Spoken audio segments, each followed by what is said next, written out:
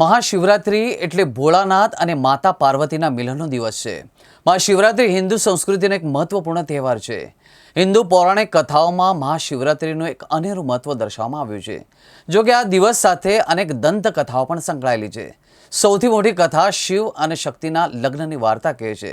આ વાર્તા આપણને સમજાવે છે કે કેવી રીતે શિવે આ રાત્રે તેની દેવી પત્ની શક્તિ સાથે બીજી વાર લગ્ન કર્યા હતા।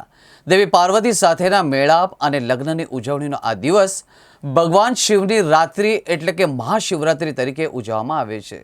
અત્યંત પ્રાચીન શિવાલય હરની ગામ નજીક મોટનાથ મહાદેવનું મંદિર આવ્યું છે।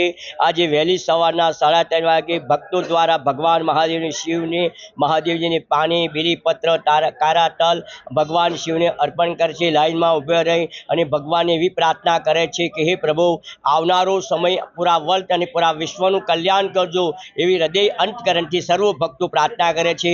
આ મંદિરની ચારે બાજુ અતિ પ્રાચીન શિવાલયની અંદર સાધુ સંત બ્રાહ્મણો ભૂદેવો પણ ભગવાન શિવની પૂજા કરે છે। મંદિરની ચારે બાજુ શમશાન ભૂમિ આવી છે અને મંદિરના ચડતા પગથિયા જીવતા અને જાગતા એવા શંભુગીરીની સમાધિ આવી છે અને ભગવાન મહાદેવની ભોળાનાથના આશીર્વાદથી આપણા વડોદરાના સંત પરમ પૂજ્ય ડોંગરેજી બાપા આવીને રુદ્ર અભિષેક કર્યો। સાવલીવાળા સ્વામીજી મહારાજે કર્યો હતો, જગતગુરુ શંકરાચાર્ય મહારાજે કર્યો હતો અને કથાકારો જેવા ગિરિબાપુ, જિગ્નેશ દાદા જેવા સંતો મહાપુરુષો અહીં મહાદેવની પૂજા કરી ગયા છે।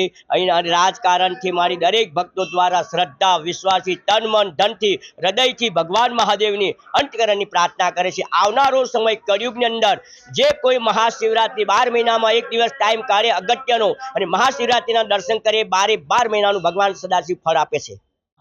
આજે મહાશિવરાત્રિનો દિવસ છે। દેવાધિદેવ મહાદેવનો અતિ પ્રિય દિવસ છે। આજે સૌ વહેલી સવારથી મોટી સંખ્યામાં ભાવિક ભક્તો મહાદેવના દર્શન કરવા માટે અહીં આવી રહ્યા છે। અહીંયા દૂધ, પાણી, ફૂલ બીજ ચડાવવા માટે એક પાત્ર મૂકવામાં આવ્યું છે, જેથી બધા જ ભક્તોને તેથી દૂધ, પાણી, ફૂલ બીજ ચડાવી શકે છે। અને અહીંયા આગળ જે પણ સ્વયંસેવકો દ્વારા ફૂલ બીજ પ્રસાદ જે પણ આપવામાં આવે છે, દેવાધિદેવ મહાદેવને ચરણોમાં અર્પણ કરવામાં આવે છે। વડોદરા શહેરમાં હરની ગામ પાસે આવેલું મોટેશ્વર મહાદેવ, મોટનાથ મહાદેવ અતિ પૌરાણિક અને અતિ પ્રાચીન મહાદેવનું મંદિર છે। અહીંયા શ્રી રામ ભગવાન જ્યારે વનવાસથી પરત ફરી રહ્યા હતા ત્યારે શ્રી રામ ભગવાન, માતા સીતા અને હનુમાનજી દાદા અહીંયા આગળ આ શિવલિંગ ઉપર સ્વયંભૂ શિવલિંગ ઉપર અભિષેક કર્યો હતો અને આ શિવલિંગ ઉપર જે કોઈ ભાવિક ભક્તો પૂજા અર્ચના કરે છે મનથી, એની મનોકામના પૂર્ણ થાય છે। નમઃ શંભવાય ચ મયુભવાય ચ નમઃ શંકરાય ચ સ્મયકરાય ચ નમઃ શિવાય ચ શિવતરાય ચ।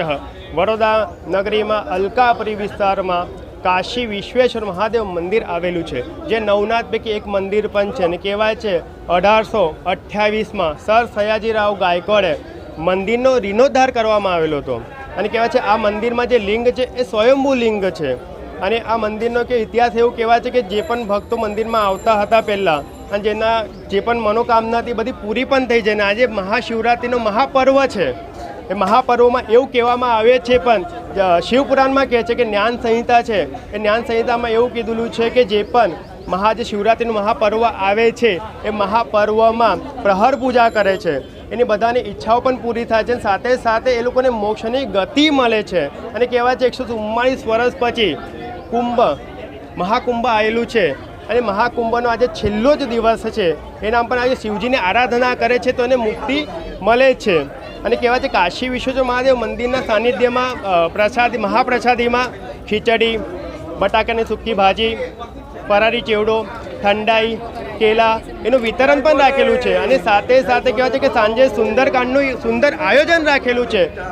અશ્વિન પાઠકજી સ્વયં પોતાના સ્વર કંઠથી અહીંયા ઉપસ્થિત થવા છે, જેનો સમય છે રાતે 9 વાગ્યાથી 12 વાગ્યા સુધી।